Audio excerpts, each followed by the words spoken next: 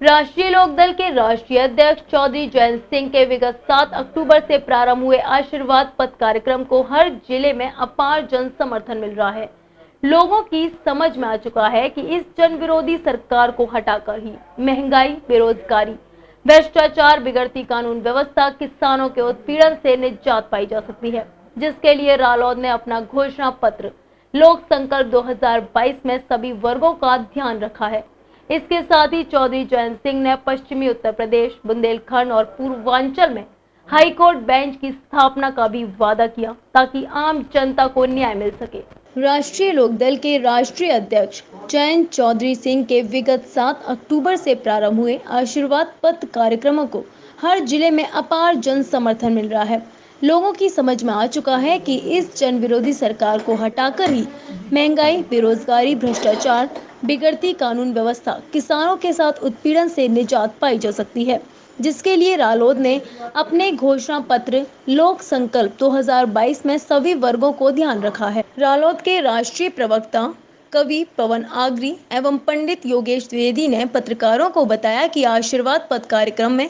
चौधरी जयंत सिंह को जिस तरह से समाज के सभी वर्गों द्वारा पगड़ी पहनाई जा रही है, उससे पार्टी की सर्व समाज का आशीर्वाद चौधरी जयंत सिंह के साथ विचारधारा बलवती हो रही है। जनता के इसी जुड़ाव के साथ आगामी विधानसभा चुनाव हेतु लोक संकल्प पत्र भी तैयार हो रहा है, जिसमें सीधे सीधे आम जनता से सुझाव मांगे जा रहे हैं। इन्हीं सुझावों के आधार पर राष्ट्रीय अध्यक्ष चौधरी जयंत सिंह का वादा है कि अगर हमारी सरकार आती है तो हम किसानों से लेकर गरीबों, महिलाओं से लेकर छात्रों, युवाओं और मजदूरों से लेकर वंचितों को सामाजिक और आर्थिक रूप से सबल बनाएंगे। इसके लिए राष्ट्रीय लोकदल के राष्ट्रीय अध्यक्ष चौधरी जयंत सिंह ने आम जनता और लोक संकल्प समिति से रायशुमारी के बाद मिशन 2022 के संकल्प तैयार किए हैं, जिसकी घोषणा वो आशीर्वाद पथ कार्यक्रमों में निरंतर कर रहे हैं। प्रवक्ता पंडित योगेश द्विवेदी जी और मैं पवन आगरी आप लोगों के बीच में इस प्रेस वार्ता को संबोधित करने के लिए अधिकृत हुआ हूँ। जो विशेष रूप से हमारी जो आशीर्वाद पथ यात्रा जो कि हमारी 7 अक्टूबर से नूरपुर जो चौधरी चरण सिंह जी की जन्मस्थली है वहाँ से शुरू किए हमारे आदरणीय जयंत चौधरी जी ने, उस यात्रा को लगातार निरंतर जन समर्थन मिल रहा है और 30 तारीख को बड़ौत में उसका समापन होगा। हमारे बीच में वो 18 तारीख को यहाँ फतेहपुर सीकरी किरावली में भी उस रैली को वो संबोधित करेंगे। उसके पीछे उनका मकसद ये है कि जो रस्म पगड़ी के बाद जो लोगों का प्यार उनको मिल रहा है, उनका आशीर्वाद लेने के लिए वो जनता के बीच में सर्व समाज का आशीर्वाद लेने के लिए वो पधार रहे हैं 18 तारीख को। इसके अलावा एक विशेष रूप से जो घोषणाएं उनकी हैं, जो लोक संकल्प जो समिति है, हमारा लोक संकल्प 2022 का जो हमारा जो मैनिफेस्टो है, उसके अंदर वो प्रत्येक एक घोषणा उन्होंने 2022 का लक्ष्य रखा है, यानी 22 का संकल्प और 22 ही घोषणाएं हैं जो प्रत्येक रैली में वो एक एक घोषणा को करते जा रहे हैं। तो बहुत सारे पुलिसकर्मियों के लिए, महिलाओं के लिए, किसानों के लिए, हमारे दलित समुदाय के लिए, लोक नायक जयप्रकाश नारायण जी की जयंती पर, बाबा अम्बेडकर जी की जयंती पर, काशीराम जी की निर्वाण तिथि पर उन्होंने बहुत सारी चीज़ों को घोषित किया है।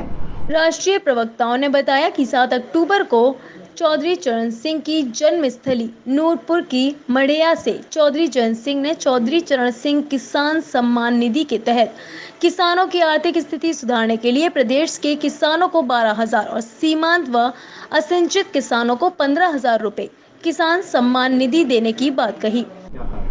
देखिए, सबसे पहले तो मैं इस सभागार में जितने भी हमारे मीडिया बंधु हैं आपका अभिनंदन करता हूं, अपनी ओर से,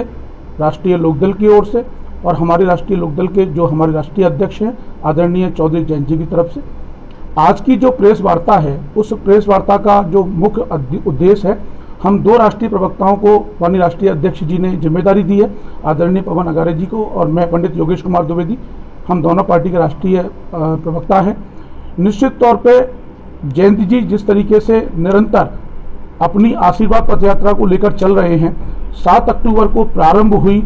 पूर्व प्रधानमंत्री किसानों के मसीहा चौधरी चरण सिंह जी की जन्मस्थली नूरपुर हापुड़ से,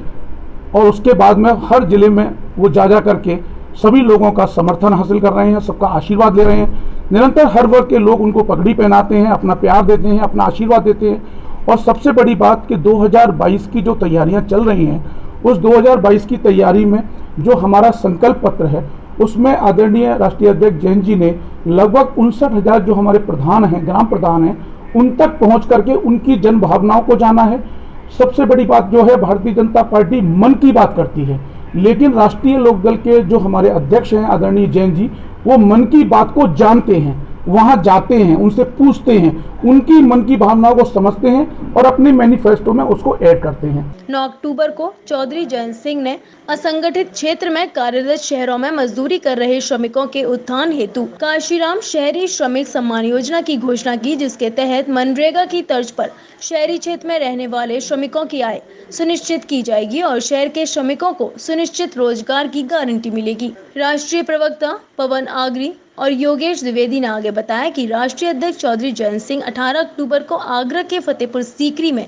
आयोजित जनसभा में भी लोक संकल्प 2022 की एक प्रमुख घोषणा करेंगे। जनता से मिले आशीर्वाद और सुझावों को समाहित करते हुए 31 अक्टूबर को सरदार वल्लभ भाई पटेल की जयंती के अवसर पर राष्ट्रीय लोकदल के राष्ट्रीय अध्यक्ष चौधरी जयंत सिंह लखनऊ में लोक संकल्प 2022 को जारी करेंगे। इससे पूर्व चौधरी जयंत सिंह 2 अक्टूबर को गांधी जयंती पर 59,000 ग्राम प्रधानों को पत्र लिखकर भी लोक संकल्प 2022 के लिए सुझाव मांग चुके हैं, जिसको लोक संकल्प 2022 में समाहित किया गया है।